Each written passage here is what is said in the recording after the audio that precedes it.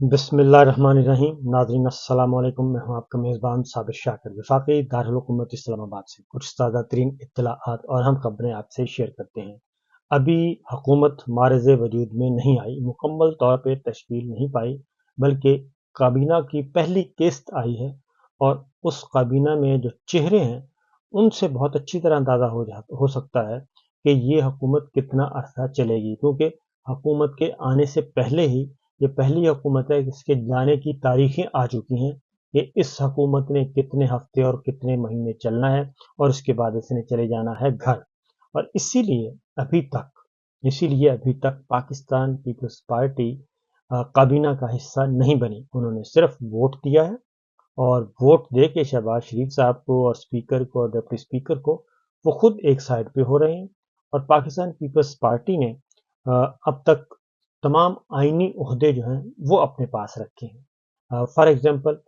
صدر مملکت کا عہدہ انہوں نے اپنے پاس رکھا ہے، پھر ڈپٹی اسپیکر قومی اسمبلی کا عہدہ اپنے پاس رکھا ہے، بلوچستان سی ایم شپ ان کے پاس ہے اور اسپیکر شپ ان کے پاس ہے۔ اسی طریقے سے سینٹ میں بھی وہ چیئرمین سینٹ کے عہدے کو پریفر کر رہے ہیں کہ چیئرمین سینٹ کا عہدہ انہیں مل جائے، اور وہ وزارتوں میں دلچسپی نہیں لے رہے، اس لیے کہ یہ آئینی عہدے ہیں، ان کا ٹینیور ہے، اور صدر مملکت وہ بن چکے ہیں۔ اب صدر صاحب بن چکے ہیں، وہ فارم 47 کے تحت بنے ہیں، فارم 45 کے تحت بنے ہیں، وہ ایک الگ داستان ہے، لیکن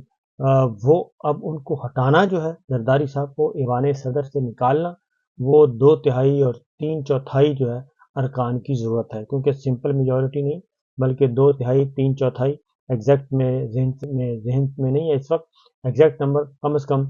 2/3 ہے یا پھر 3/4 ہے، تو اتنے ارکان کی ضرورت ہے صدر مملکت کو وہاں سے نکالنا۔ اس لیے پاکستان پیپلز پارٹی نے بڑی سمارٹ موو کے تحت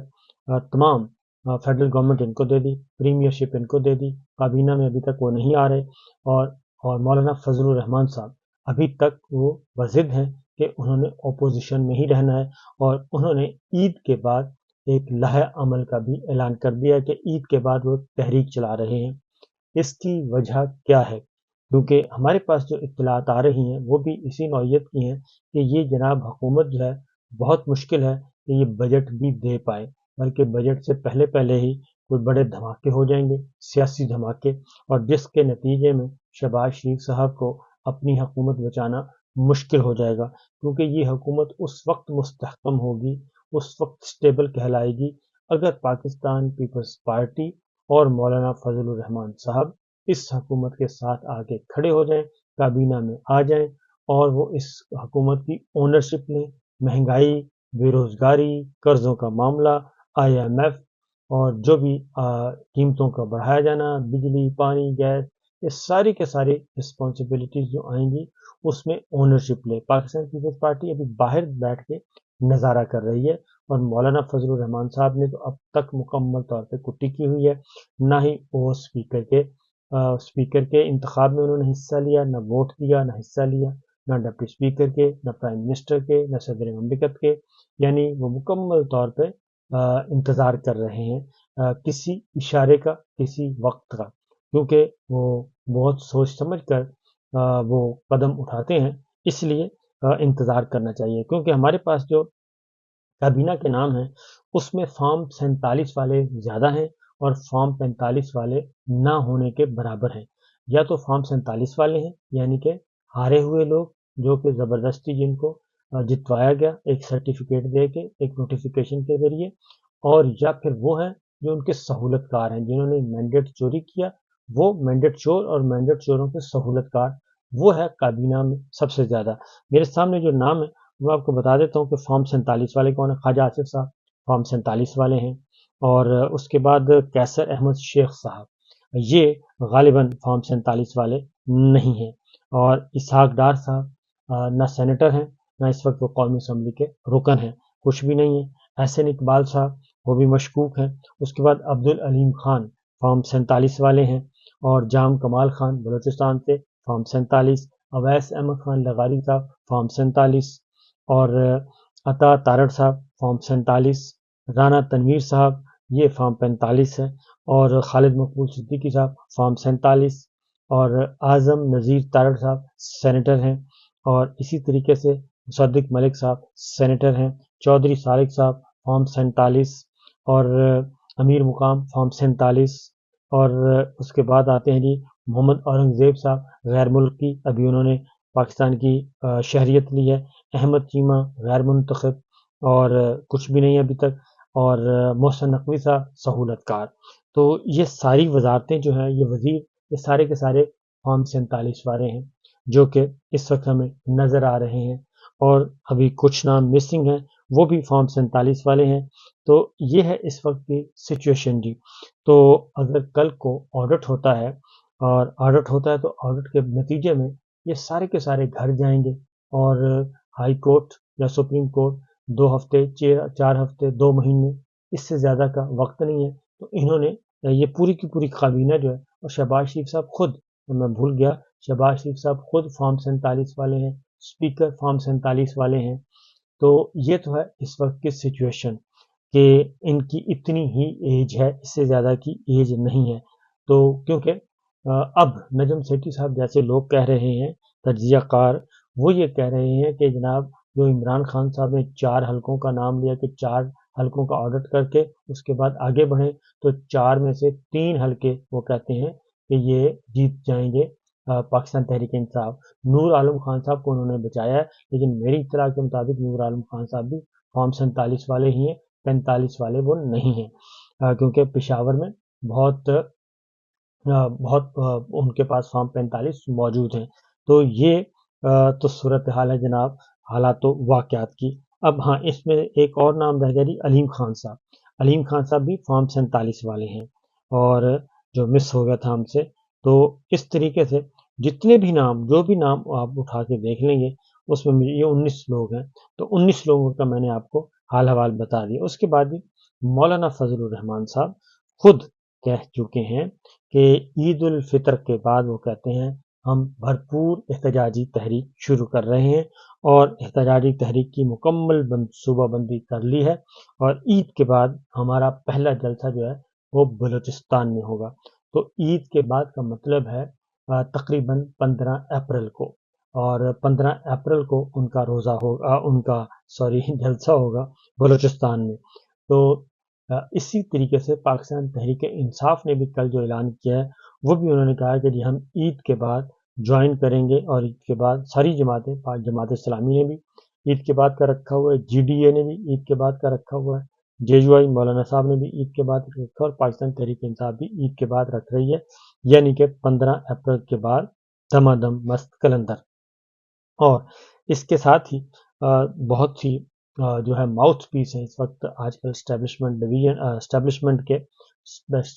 ڈویژن کی نہیں بلکہ اسٹیبلشمنٹ کے، ملٹری اسٹیبلشمنٹ کے، وہ ہیں فیصل واڈا صاحب۔ تو وہ انہوں نے تو اس سے بھی پہلے کا ٹائم دے دیا ہے، انہوں نے کہا جی 15 رمضان تک پتہ چل جائے گا کہ ان آئنسٹائن کی حکومت نے کیا کرنا ہے، اور جو کابینہ بنی ہے اس میں بھی ابھی مسائل ہیں، اور کیونکہ وزارت خارجہ جو ہے وہ نواز شریف صاحب نے اپنے پاس رکھ لی ہے، کیونکہ طے یہ ہوا تھا کہ نہ ہی پنجاب کے معاملات میں، نہ ہی فیڈرل گورنمنٹ میں نواز شریف صاحب کا کوئی عمل دخل ہوگا۔ یہ طے ہوا ہے ان کا ڈرائنگ روم میں جو ایگریمنٹ ہے، جینٹلمین ایگریمنٹ، وہ اس کی بات کر رہا ہوں کہ نواز شریف صاحب وہ جو ہے فیڈرل گورنمنٹ میں کسی قسم کی مداخلت نہیں کریں گے۔ مریم صاحبہ کے بارے میں بھی تھا کہ وہ فیڈرل گورنمنٹ میں مداخلت نہیں کریں گی، لیکن جو وزارتوں کی تقسیم ہوئی ہے اس کے بعد پتہ چلتا ہے کہ نواز شریف صاحب نے خارجہ، جو وزارت خارجہ ہے، خارجہ امور، خارجہ پالیسی، اس کو گیو اپ نہیں کیا، اور انہوں نے وہ بالکل اپنے سمدھی کو لے کے آئے ہیں، کسی اور پہ اعتبار نہیں کیا، سمدھی کو لے کے آئے ہیں، اور پلس وہ آگے جا کے ایک اور بھی کام کرنا چاہ رہے ہیں، طارق فاطمی صاحب کو وہ وزارت خارجہ کے معاملے میں ان کو بھی اہم ذمہ داری دیں گے، انہیں معاون خصوصی رکھا جائے گا، کیونکہ طارق فاطمی صاحب کا امریکہ کے ساتھ تعلقات۔ پھر ایک اور جو خبر زیر گردش ہے وہ یہ ہے کہ جی امریکہ میں پاکستان کے جو سفیر ہیں ان کو تبدیل کر کے تو ڈی جی آئی ایس آئی اب اس خبر میں مزید اس میں صداقت نظر آ رہی ہے، بلکہ اچھی خاصی ٹاک آف دا ٹاؤن جو ہے وہ ہے کہ D G I S I lieutenant general Nadeem Anjum جو ہے ان کو امریکہ بھیج دیا جائے سفیر کے طور پہ. تو نئے ڈی جی ISI آئیں. تو یہ جو معاملات چل رہے ہیں اس کے بعد خاص طور پہ جو فیصل واڈا صاحب نے کہا ہے، انہوں نے کہا جی 15 رمضان تک پتہ چل جائے گا. اور وہ کہتے ہیں کہ مجھے نہیں لگتا کہ یہ جو کنبہ ہے چون چون کا مربع یہ چلنے والا ہے. اور اس میں خاص طور پہ انہوں نے نون لیگ کے بارے میں خاص طور پہ کہا کہ شریف فیملی نون لیگ یہ چلنے والی نہیں ہے. تو وہ جو فیصل واڈا صاحب ہیں وہ چونکہ ماؤتھ پیس ہیں اور وہ وہی بات کرتے ہیں جو کہ ملٹری اسٹیبلشمنٹ ان کو کہتی ہے، اور ملٹری اسٹیبلشمنٹ سے وہ لے کے آتے ہیں پرچی اور وہ آ کے بتا دیتے ہیں. لیکن اب ان کو کاؤنٹر کرنا شروع کر دیا ہے، اور کاؤنٹر کرنا شروع کیا ہے جناب. کل پہلی دفعہ ہم نے دیکھا کہ ان کو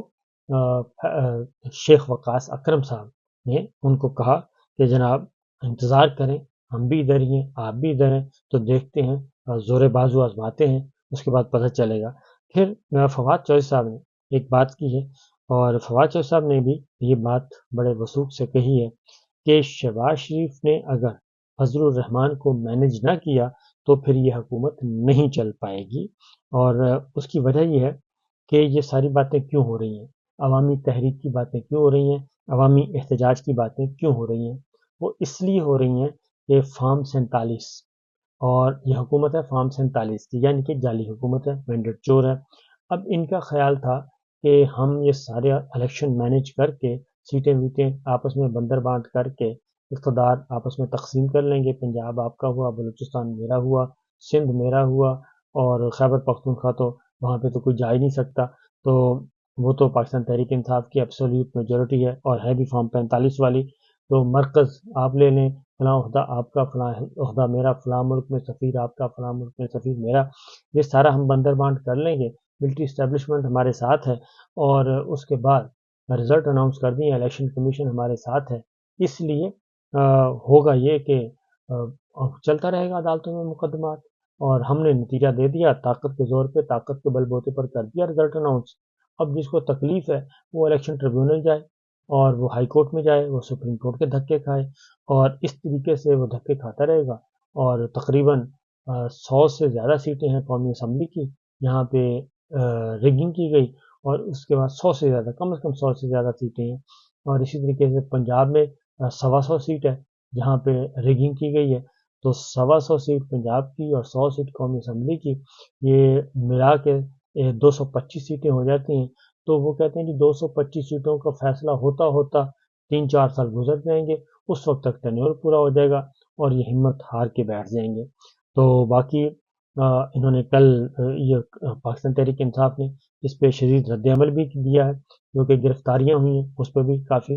معاملات، ان کی تلخیاں بڑھ گئی ہیں. اور وہ تلخیاں کیوں بڑھی ہیں وہ میں انشاءاللہ اگلے ولاگ میں بتاؤں گا کہ باقاعدہ طور پہ یہ سوچ سمجھ کے یہ سب کچھ کیا جا رہا ہے. اس کے ساتھ ساتھ جی جو عمران خان صاحب کے توشہ خانہ اور سائفر کیس اور عدت کیس، وہ بھی کنکلوژن کی طرف جانے والا ہے. کل جو ابتدائی کل دوسری سماعت تھی، اس میں سائفر میں اب ان کے علاوہ اب ٹیکنیکلٹیز پہ جا رہے ہیں سرکاری وکلا. کل سائفر میں انہوں نے کہا جی کہ یہ تو اپیل قابل سماعت ہی نہیں، یعنی کہ ہائی کورٹ اپیل ہی نہیں سن سکتا، اور چونکہ اس میں آپ اگر وہ میرٹ پہ جائیں گے تو کچھ بھی نہیں ہے، اور جس طریقے سے سزا سنائی گئی وہ بھی کچھ نہیں ہے. لیکن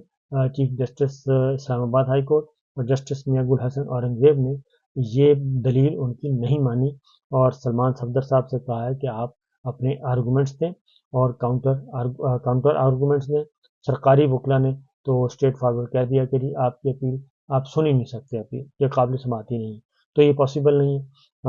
کل چیف جسٹس احمد فاروق صاحب نے بھی ریمارکس دیے، اور جسٹس میاں گل حسن اورنگزیب صاحب نے بھی. تو وہ بھی آہستہ آہستہ کیس آگے بڑھ رہا ہے، اور توشہ خانہ میں بھی یہی ہوا. اب اگلی ہیئرنگ جو ہے وہ بدھ کی ہے،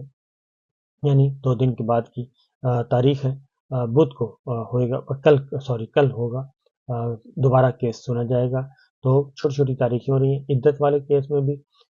بہت ہی مختصر، اور اس کا بھی نوٹس کر کے اس میں بھی آرگومنٹس مانگ لیے گئے ہیں، اور خاور مانیکا صاحب نے کل کہا کہ جی میرے پاس تو ابھی وقت دے مجھے، میں نے وکیل کرنا لیکن ان کو زیادہ وقت نہیں دیا گیا، تو اس لیے وہ تینوں مقدمات بھی اپنے انجام کو پہنچنے والے ہیں، اور اس طرف دیکھیں تو حالات واقعتاً خراب نظر آ رہے ہیں۔ تو دیکھیے انشاءاللہ مزید اپڈیٹ ہوں گی تو آپ کے ساتھ شیئر کریں گے۔ اجازت دیجیے، اللہ حافظ۔